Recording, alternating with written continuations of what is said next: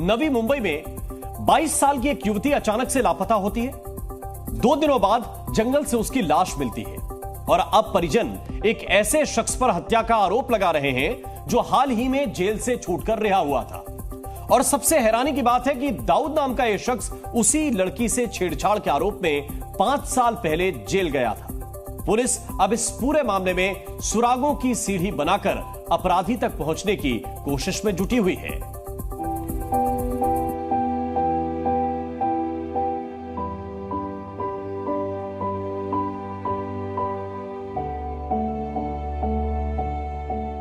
देश की बाकी बेटियों की तरह ही यशश्री की आंखों में भी कई सपने थे।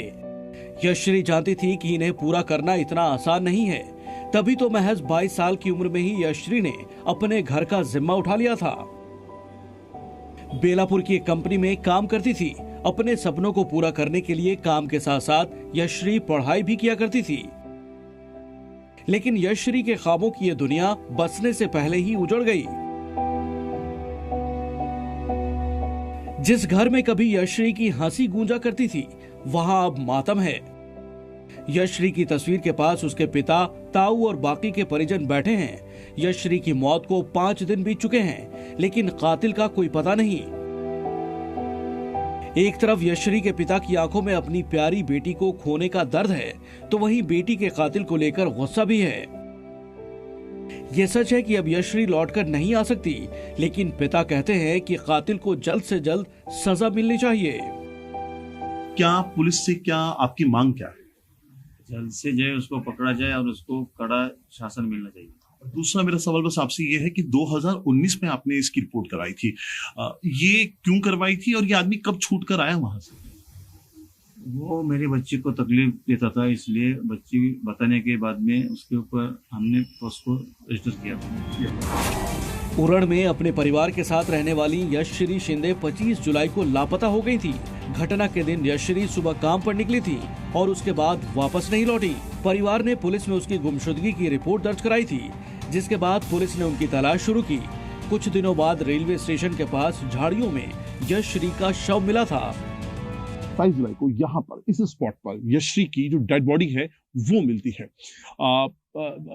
काफी बुरी हालत उस वक्त जब शव मिला उसकी की गई थी। चेहरा था उसको पूरी तरह कुचला गया है। ऐसा लगता है जैसे किसी ने भारी पत्थर का इस्तेमाल कर यशश्री के चेहरे को कुचला था।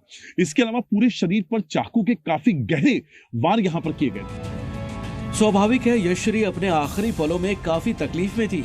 बावजूद इसके यशश्री ने अपने दोस्त से संपर्क साधा, लेकिन अफसोस परिजन और पुलिस वक्त से पहले विक्टिम तक नहीं पहुंच पाए। ये जब गायब हुई घर से कितने बजे गई है?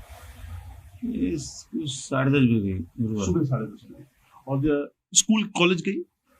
सहेली के घर पे गई। सहेली के घर। आप लोगों को बता के गई थी? मम्मी को। तो कब आप लोगों को शक हुआ कि ये वापस नहीं आए? कब आप लोगों को लगा कि अजीब हुआ? तो उसके ऑफिस में उसका छुट्टी था उसका, तो उसने उसके ऑफिस के दोस्त को कॉल किया कि मैं परेशान में हूँ, मैं कुछ प्रॉब्लम में हूँ, तो मेरे को हेल्प कर। अच्छा। तो उसके दोस्त का कांटेक्ट हमसे लेट हुआ। कितने बजे की बात अपने दोस्त से उसने बात करी है?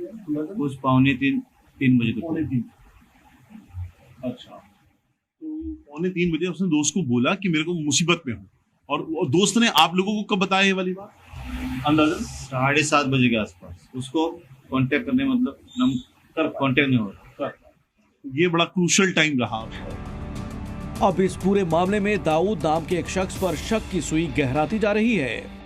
दरअसल लड़की के पिता ने दाऊद शेख नाम के लड़के पर 2019 में FIR दर्ज कराई थी, जिसमें उन्होंने शेख के खिलाफ उस वक्त नाबालिग यशश्री के साथ गलत हरकत करने का आरोप लगाया था।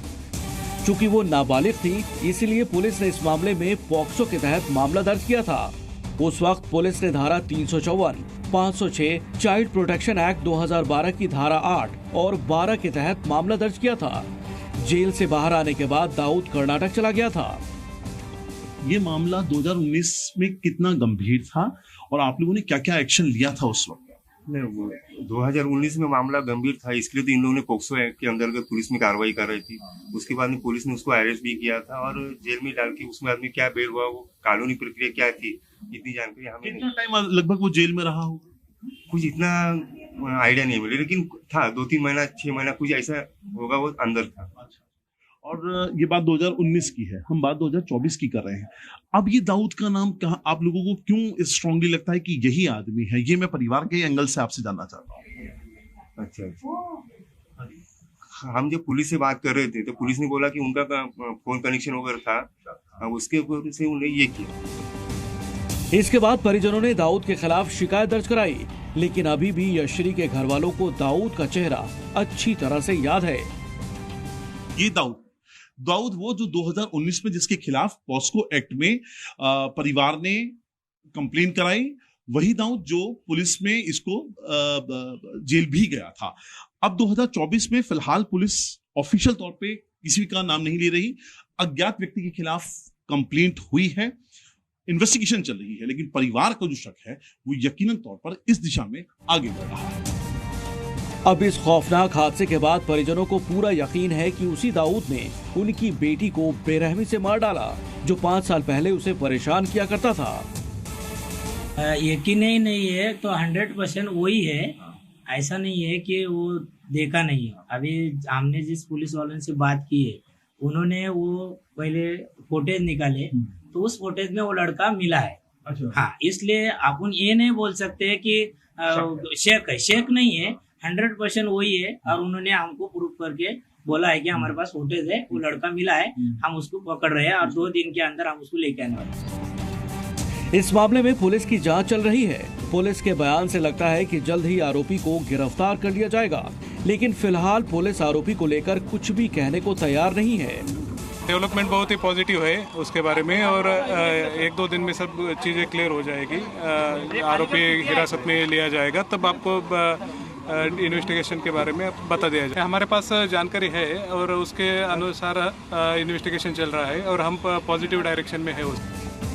पुलिस इस पूरे मामले में सर्विलांस, इंटेलिजेंस के साथ साथ तमाम सबूतों की सीढ़ी बनाकर अपराधी को पकड़ने की कोशिशों में जुटी है। हालांकि अंदेशा लगाया जा रहा है कि पुलिस दाऊद को गिरफ्तार कर जल्द मामले का खुलासा कर सकती है।